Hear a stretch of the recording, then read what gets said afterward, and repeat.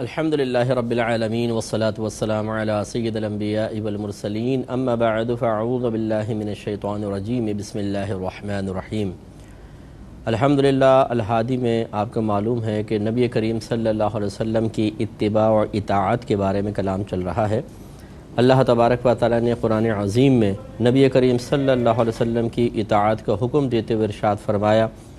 کہ وما آتاکم الرسول فخذوہ وما نہاکم عنہ فانتہوا، یہ رسول جو حکم تمہیں دیں اس کو اخذ کرو، اس کو لے لو، یعنی اس پر عمل پیرا ہونے کی سعادت حاصل کرو، اور جس چیز سے تمہیں منع کر دیں اس سے رک جاؤ۔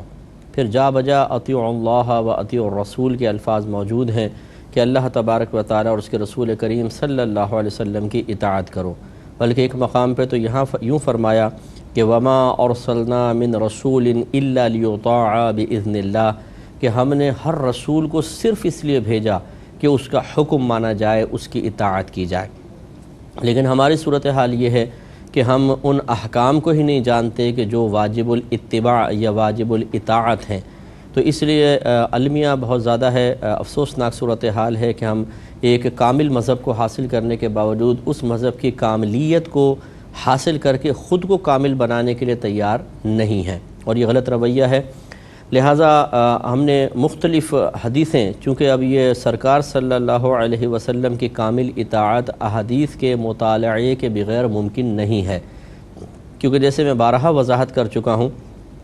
کہ نبی کریم صلی اللہ علیہ وسلم کی اطاعت اگر فقط ان قرآنی احکام سے ہی متعلق ہوتی جو قرآن میں موجود ہیں تو پھر یہ کہنے کی ضرورت ہی نہ تھی۔ پھر اللہ تعالیٰ یہ فرماتا ہے کہ قرآن کے احکام پر عمل کرو۔ جب نبی کریم صلی اللہ علیہ وسلم کی طرف خاص طور پہ اطاعت کی نسبت کی، آپ کے حکم ماننے، جن چیزوں سے آپ منع کریں اس سے باز رہنے کی تلقین اور حکم موجود ہے، تو اس کا مطلب ہے کہ بہت سارے احکام ایسے ہوں گے جو قرآن میں نہیں ہوں گے، بلکہ نبی کریم صلی اللہ علیہ وسلم ان کا انٹروڈکشن، ان کی معرفت ہمارے سامنے پیش فرمائیں گے۔ پھر ہمیں ان کو پہچان کر جو قابل عمل باتیں ہیں ان پہ عمل کرنا ہے، اور جن باتوں سے آپ نے روکا ان سے رک جانا لازم ہوگا۔ تو اسی ضمن میں ہم نے ایک حدیث پاک آپ کی خدمت میں عرض کی تھی، حضرت براء بن عازب رضی اللہ تعالی عنہ نے اس میں ارشاد فرمایا کہ نبی کریم صلی اللہ علیہ وسلم نے ہمیں 7 چیزوں کا حکم دیا، جن میں سے پہلا آپ نے فرمایا مریض کی عیادت کرنے کا حکم دیا۔ تو میں نے اس پہ بڑا تفصیلی کلام تشریح کر دی تھی، مریض کون ہوتا ہے، کیسے عیادت کرنی چاہیے، اور کیا اس کے شرعی احکام ہیں۔ اس کے اوپر مزید ہم حدیثیں بیان کر رہے ہیں جو فضائل پر بھی مشتمل ہیں اور اس کے سنن آداب کو بھی ظاہر کر رہے ہیں، تاکہ اس حکم پر عمل پیرا ہونے کے سلسلے میں تقریباً بنیادی تعلیمات یا بنیادی معلومات ہمیں حاصل ہو جائیں۔ اسی ضمن میں ایک حدیث ہے جو ترمذی میں بھی ہے، ابو داؤد میں بھی ہے، حضرت ابن عباس رضی اللہ تعالی عنہما سے روایت ہے۔ نبی کریم صلی اللہ علیہ وسلم نے ارشاد فرمایا کہ جو شخص کسی مریض کی عیادت کرے اور اس مریض کی موت کا وقت ابھی نہ آیا ہو، اور اس کے پاس 7 مرتبہ یہ دعا پڑھ لے کہ اسأل اللہ العظیم رب العرش العظیم ان یشفیک، یعنی بہت آسان سی دعا ہے کہ اسأل اللہ العظیم رب العرش العظیم، کہ میں اللہ تبارک و تعالی جو عظیم ہے، جو عرش عظیم کا رب ہے،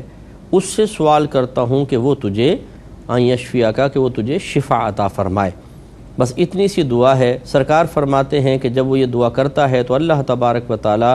اس مریض کو اس بیماری سے عافیت عطا فرمائے گا، یعنی نجات عطا فرما دے گا۔ تو اگر یہ الفاظ یاد رہیں تو یہ آپ اس کو اگر دیکھ لیجیے گا کہیں ریکارڈڈ ہو تو اس کو بار بار سن کر اس کو یاد کر سکتے ہیں۔ تو میرے آقا صلی اللہ علیہ وسلم فرما رہے ہیں کہ اگر موت کا وقت مقرر ہے تو وہ تو نہیں ٹل سکتا، نہ ایک لمحہ آگے ہو سکتا ہے نہ ایک لمحہ پیچھے ہو سکتا ہے۔ قرآن کے مضامین یہی کہہ رہے ہیں، اور اس سے ہمارے وہ بھائی بہن بھی درس حاصل کریں جو یہ سمجھتے ہیں کہ دعا تقدیر کو ٹال دیتی ہے۔ یہ اچھی طرح یاد رکھیں کہ دعا، یہ جو الفاظ تو موجود ہیں کہ دعا تقدیر کو ٹال دیتی ہے، لیکن اس تقدیر سے مراد فرشتوں کے صحائف میں لکھی ہوئی باتیں ہیں کہ اللہ تبارک و تعالیٰ بعض اوقات فرشتوں کو کچھ صحائف عطا فرماتا ہے جس میں لکھا ہوتا ہے کہ فلاں کے ساتھ ایسا ہوگا، فلاں یعنی ہوتا تو اس میں تقدیری معاملات ہیں، لیکن اس میں ہر چیز 100% یقینی طور پر ہوگی ایسا نہیں ہے۔ یوں سمجھ لیجئے کہ بعض اوقات فرشتوں کو ایک صحیفہ دیا جاتا ہے جس میں ایک شخص کے بارے میں یہ لکھا ہے کہ یہ شخص اگر اس راستے سے جائے گا تو اپنے آفس پہنچ جائے گا، اس راستے سے جائے گا تو اس کا ایکسیڈنٹ ہو جائے گا لیکن بچ جائے گا، اور اس راستے سے گیا تو اس کو موت واقع ہو جائے گی۔ تو اب یہ ہوتا ہے کہ بعض شخص وہ ایک راستے سے چلا جس راستے پہ چلنے پر یہ کہا گیا تھا کہ اس کی موت واقع ہو جائے گی، لیکن اس کی ماں نے دعا کر دی، کسی بزرگ نے دعا کی، تو وہ چلتے چلتے واپس پلٹ کے آیا، دوسرے راستے سے چلا گیا اور بچ گیا۔ تو آپ یہ دیکھیں کہ یہ دعا بظاہر ایسا لگتا ہے کہ یہ تقدیر لکھی ہوئی تھی اس صفحے میں، اور دعا کی وجہ سے وہ اس سے بچ کر دوسری طرف چلا گیا، تو گویا کہ تقدیر بدل گئی۔ لیکن صحیح بات یہ ہے کہ ایک ہوتی ہے تقدیر مبرم۔ تقدیر مبرم ابرام سے نکلا ہے، ابرام کا مطلب ہوتا ہے پختہ کرنا، تو مبرم کا مطلب ہوتا ہے جس کو پختہ کر دیا گیا ہو، اس میں مفعول ہے۔ تقدیر مبرم کا مطلب ایسا اللہ کا فیصلہ جس کو پختہ کر دیا گیا ہے، اسے فیصلہ ازلی بھی کہتے ہیں۔ اللہ تبارک و تعالیٰ نے ازل سے لوگوں کے فیصلے کر دیے ہیں، کس کے ساتھ کیا معاملہ ہوگا، اور وہ تبدیل نہیں ہو سکتا ہے۔ لہٰذا اب یہ جو ان تین آپشنز میں سے ایک اختیار کر رہا ہے اور کسی دعا کی وجہ سے کر رہا ہے، یاد رکھیں اس دعا کے بعد یہ وہی آپشن اختیار کرے گا جو فیصلہ ازلی ہے۔ گویا کہ اس جو فرشتوں کے صحائف میں لکھا ہوا ہے، جس کو آپ تقدیر کہہ سکتے ہیں لیکن اس کو کہتے ہیں تقدیر معلق، لٹکی ہوئی تقدیر، اس میں دعا سے تبدیلی ہو سکتی ہے، لیکن جو اللہ کا ازلی فیصلہ ہے اس میں کوئی تبدیلی واقع نہیں ہو سکتی ہے۔ اسی لیے ہمارے علماء اسلام ارشاد فرماتے ہیں، جنہوں نے عقائد کی وضاحت و تشریح ہمارے سامنے بیان کی ہے، وہ کہتے ہیں کہ اگر اللہ کے کوئی نبی بھی اللہ تبارک و تعالیٰ کے فیصلہ ازلی کے خلاف دعا کرنے لگیں، یعنی نبی کو علم نہ ہو کہ یہ اللہ کا فیصلہ ایسا ہے، اور وہ اس کے خلاف دعا کرنے لگیں، تو اللہ تبارک و تعالیٰ انہیں دعا سے روک دیتا ہے، یعنی فرما دیتا ہے یہ دعا نہ کریں کیونکہ میرا فیصلہ ازلی اس کے خلاف ہے۔ معلوم یہ ہوا کہ ہم بالکل یہ کہہ سکتے ہیں کہ انبیاء علیہم السلام کی دعا سے بھی فیصلہ ازلی تبدیل نہیں ہو سکتا، لیکن اگر نبی زبان سے دعا فرما دیں تو وہ دعا رد بھی نہیں ہوتی، اسی لیے پھر وہ زبان سے ادا کرنے کا ان کو موقع نہیں دیا جاتا یا ان کو مہلت نہیں دی جاتی، بلکہ اللہ تبارک و تعالیٰ ان کو تنبیہ فرما دیتا ہے کہ آپ یہ دعا نہ کریں کیونکہ فیصلہ ازلی ایسا ہے، تو ان کی زبان سے دعا نکلتی نہیں ہے، تو پھر رد وغیرہ کا تو امکان ہی ختم ہو جاتا ہے۔ تو خلاصہ کلام یہ ہوا کہ اللہ تبارک و تعالیٰ کا فیصلہ ازلی کبھی تبدیل نہیں ہوتا۔ ہم لوگوں کو اپنے عقیدوں کو سیکھنا چاہیے، انہیں درست کرنا چاہیے۔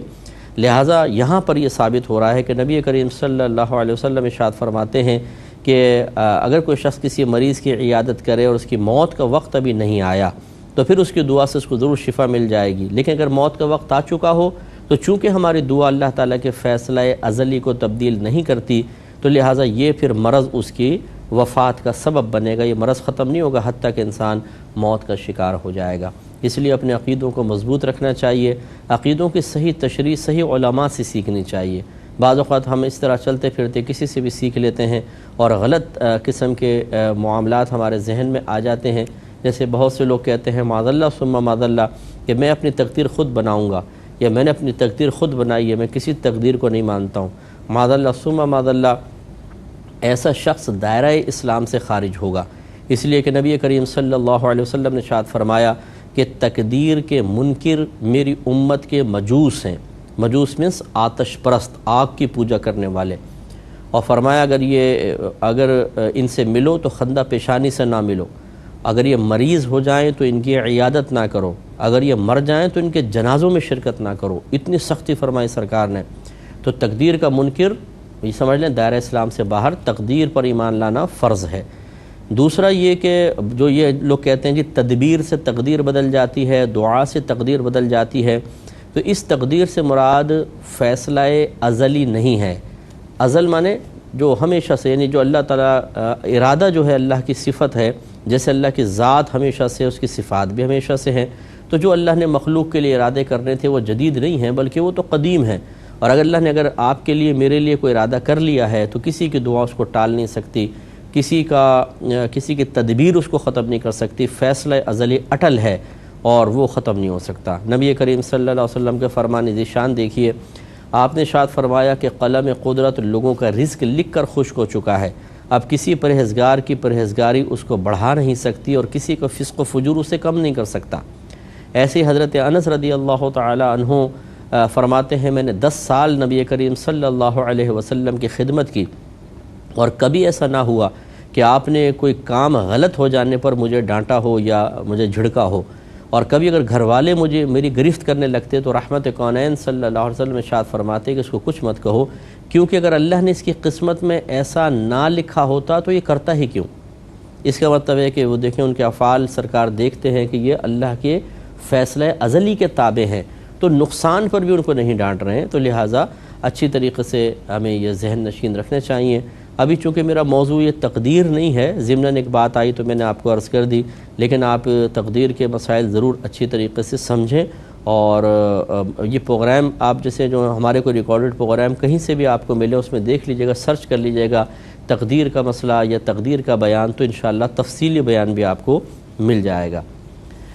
تو اب ہو سکے تو یہ کرنا چاہیے۔ چنانچہ نبی کریم صلی اللہ علیہ وسلم کی حدیث ایک دفعہ پھر عرض کر دیتا ہوں کہ جو شخص کسی مریض کی عیادت کرے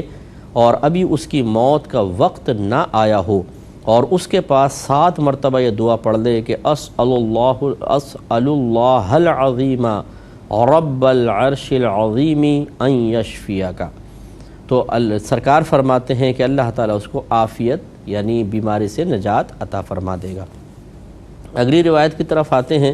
یہ بخاری کی ایک روایت ہے، حضرت ابن عباس رضی اللہ تعالی عنہما اس کے راوی ہیں کہ نبی کریم صلی اللہ علیہ وسلم ایک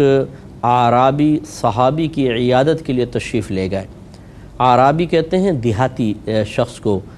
جو گاؤں سے تعلق رکھتے ہیں وہ اعرابی کہلاتے ہیں، اور شہری ہوتے ہیں،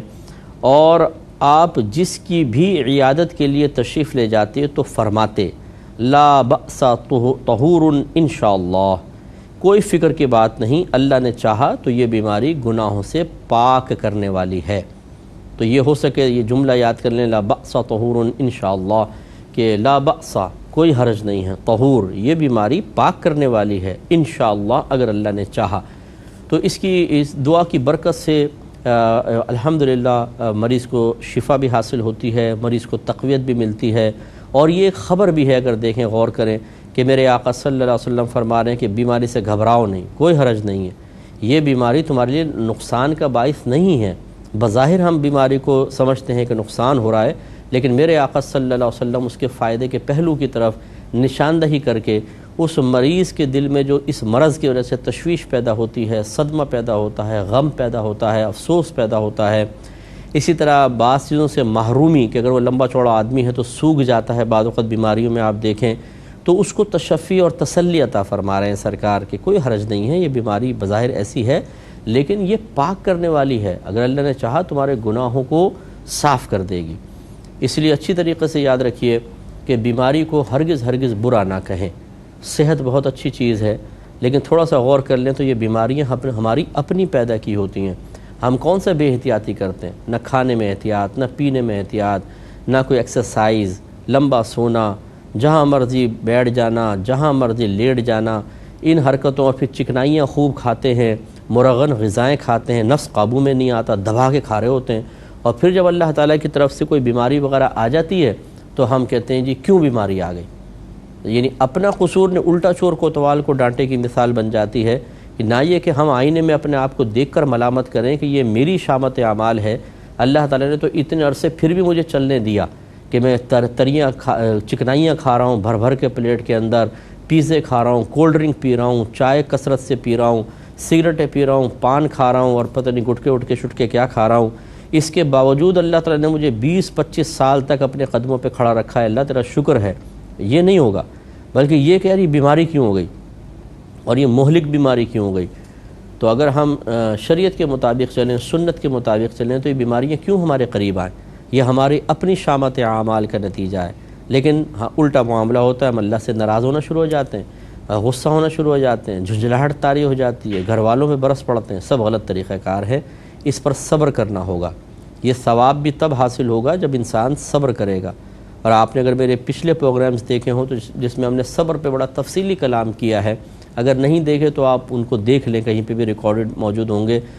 سوشل میڈیا وغیرہ پر، تو ضرور دیکھیں کہ اس میں کتنی تفصیل سے ہم نے سمجھایا ہے کہ اگر ان کو کوئی لگاتار دیکھ لے تو الحمدللہ بہت حد تک اس کے اندر مختلف مصیبتوں، مشکلات، پریشانیوں، بیماریوں سے ٹکرانے، ان کو فیس کرنے کی طاقت مجتمع ہو جائے گی۔